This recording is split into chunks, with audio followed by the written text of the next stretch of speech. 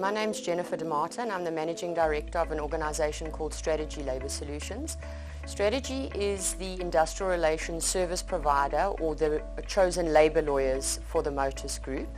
We have been selected on behalf of the HR structures within the group to carry out industrial relations or labour law training for the management team in order to educate the business and assist managers in performing their duties in a better manner. I have the privilege today of having the CEO of Motus Corporation Limited with us today for a small interview and a bit of his insight as the CEO. Mr. Osman Arbee, you're welcome. Thank you, Jennifer. Thanks for joining us this morning for this session. I think, as you know, the HR team went through quite a process in selecting a partner that will take us through this development of our people, and your team was selected as the team to assist us. The important thing, that the message we want to get out to our people, is that people make our business. It's once we have the people, we've got to develop the people, and if we've got the right people, then our business is successful. As part of our HR development, one of the important structures is industrial relations, which we all know looks after the labor law side of our business. So we want to develop the people to ensure that this business is operating properly. So that means we're complying with law and we're making sure that we're good at application of the law, and that's the purpose of training our people. Mr. Arbee, what is the purpose and intention of the industrial relations training? What does Motus seek to achieve by educating their management team from an industrial relations perspective? As you know, in business, people are our single biggest asset. Without people, we have no business. However, we all get trained in a particular way. So most of our people were trained, but we trained out of textbooks. When you come to business, you've got to apply the knowledge. And in the application of this knowledge, we need people like your company to develop our people so that they can use the knowledge that they've learned to apply it with people. Practically, yeah. And the important thing is that understand that people change all the time. So your knowledge learned in a particular environment doesn't always work. So the purpose of your company training our people is making it practical in the circumstances they find themselves in. And as you know, that if we deal well with our people in a structured, formal way, success will create success. Sure. And as a result, it'll be good for the person doing the job and it'll be good for the employees as well. Sure. So we create a win-win situation. Yes. I think not only are people changing on a constant basis and circumstances, but the laws are also changing. And I think the importance of creating a high-performance culture in an organization goes a long way to being seen in the results that the organization delivers. What is your view on that? So I think you're quite right. That's something that when the law changes all the time, our people have to be taught all the time. And that's why we can't say you've learned once and that's good enough. Our learning takes place all the time, and a group like yours will then teach our people to say this was okay 2 years ago, but now it's not okay anymore because this has changed. So the training will develop our people. When people are trained, they feel empowered. When they feel empowered, they feel they're in charge and they make the right decisions. And if we make the right decisions in HR, that'll help our people in the business. And if we can then make sure that we follow due process, they feel empowered, they're doing the right things, we can develop a good team of people, and then we become the employer of choice. And that's what it's all about. What is your view and belief around creating a high-performance culture? Do you believe that it talks to a business's results? I think when you're in business, if you don't focus for the best or you don't focus on high performance, what do you have? You'll have a mediocre business. Who wants mediocrity? We want all high-performing businesses. We want high-performance children. We want high-performance employees. We want high-performance bosses, so we become high-performance. So as a result, by training our people, if they understand what the law says, how to apply the law in our businesses, and that empowers them and makes them feel that they're a high-performance business, then all our performance goes up. Because you know what's it like in life.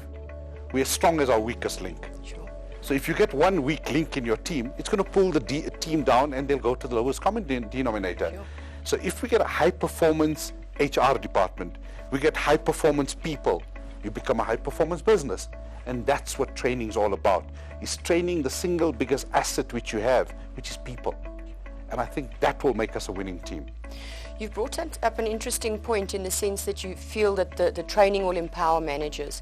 Do you believe that if you've got managers that are empowered, that is going to do something for the morale of the people in your business? As you know, with life, if you have knowledge and you've got the ability, you can go places. So if we give our people, which they have some of the tools, we give them additional tools, which is the training. And if they feel confident about the law and the application of the law, what will they do? They'll make the right decision and avoid creating the same problems over and over again. So they lead from the front, make the right decision, come to the right conclusion. And if they do that, then it'll help the employee that's involved in the process as well. The employee will realize that I'm actually dealing with a knowledgeable person, because the person, the HR person that's dealing with the issue, knowledgeable, know what they're doing, and I've got to listen because they know the law better than I do. Seen as fair. Correct. And that's the important thing, that you're quite right, that knowing the law is one thing, applying is another, but fairness is important.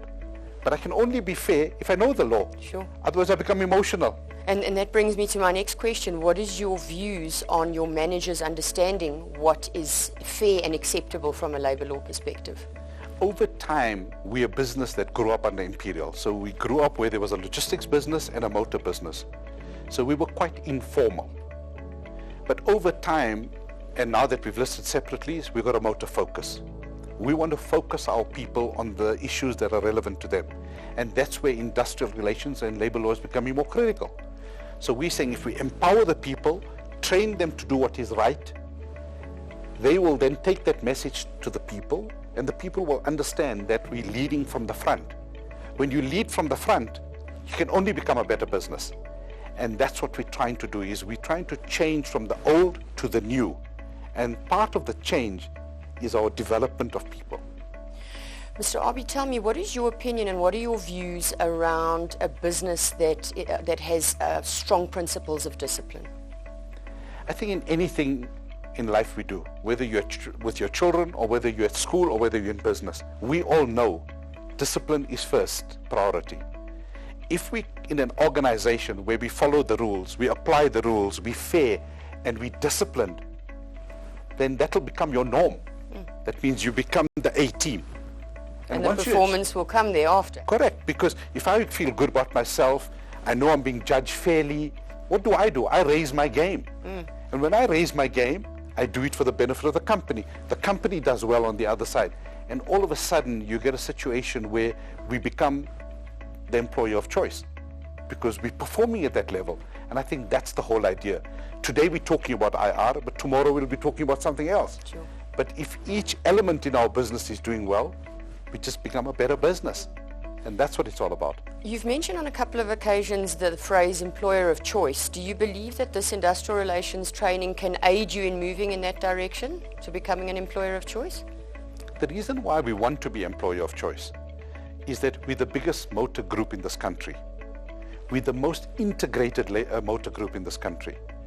You've got to lead from the front. If you're the biggest, you must lead from the front. Absolutely. And how do you lead from the front? If your practices are good, you're fair, your people are well trained, they apply the policies consistently. And if you do all that, then you have a very good labor force. If you've got a good labor force, you've got a good business. If you've got a good business, everyone will want to come to you. Sure. And then you can select who must come to you. So this is one part of our training in an area. We'll do other parts of training as well. But training is our game. That's what we have to do, full stop. Mr. Arbee, in closing, is there any final message you would like to give your management team around this industrial relations training and your views on the importance of it? Jennifer, I think it's a two-way stream. Your company is trying to provide a service, our people are trying to learn. All I can encourage everyone is both entities make sure that we do best at the sessions, we learn well, we apply well. And all I can say to my employees is that use these opportunities that are being made available to you. They're costing us money, but that's an investment we're making. But if you're not going to use this investment that we put in front of you, it's going to go wasted. So all I encourage you to do is give this training your best shot, use it in all aspects of our business, and make sure that we're a better business. That's all I can ask of you. Mr. Arbee, thank you very much for your time. Thank you, Jennifer.